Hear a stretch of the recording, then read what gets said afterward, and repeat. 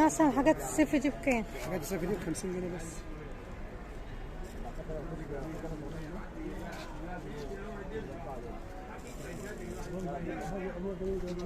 خمسين.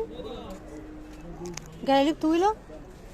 بتلبس ازيكم يا حلوين، عاملين ايه؟ وحشتوني جدا جدا جدا من اخر فيديو انا عملته. انا دلوقتي جايبه لكم بقى تشكيل الجلاليب شتوي قطيفه بس باسعار وهميه، اقسم بالله. يعني حاجات بتبدا من 50 جنيه. انتم متخيلين يا جماعه الاسعار ب50 جنيه؟ بس قبل ما نبدا في الفيديو ما تنسوش الاشتراك في القناه وعمل اللايك. يلا بينا نبدا ونشوف ايه بقى الحاجات اللي ب 50 جنيه. يعني مثلا حاجات الصيف دي بكام؟ حاجات الصيف دي ب50 جنيه بس.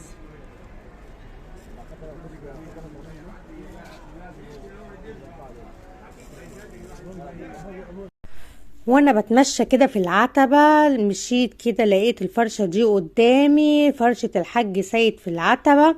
لقيت عنده بصراحة حاجات وهمية، عنده جلاليب كده شتوي وجلاليب صيفي، والاسعار عنده ب50 جنيه. يعني انتوا بصوا الجلاليب اللي انا ماسكاها دي، بصوا بقى جميع الالوان بتاعتها. بصوا اللون الفوشيا ده واللون الزهري واللون البينك، بصوا الالوان منها، عنده جميع الالوان وجميع المقاسات ب50 جنيه. والله العظيم ما في حاجة ب50 جنيه لحد دلوقتي.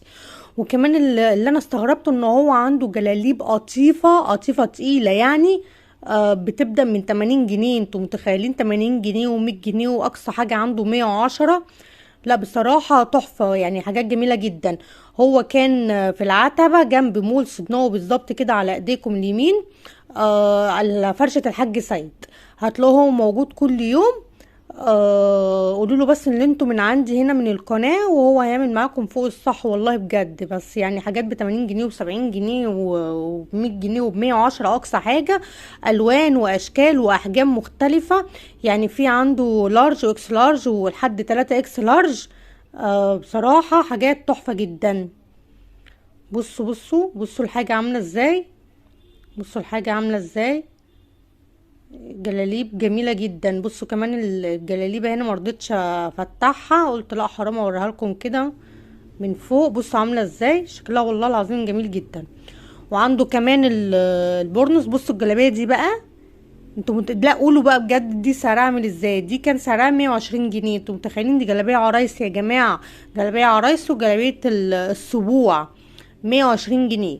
وعنده ده كمان الترنج القطيفة، ده كان ب160 جنيه. ترنج قطيفة تقيل يعني دفاية ب160 جنيه. والله العظيم بجد انا ما صدقتش الاسعار، لدرجة ان انا رحت جبت منه ترنج قطيفة، وجبت منه كمان جلابيتين.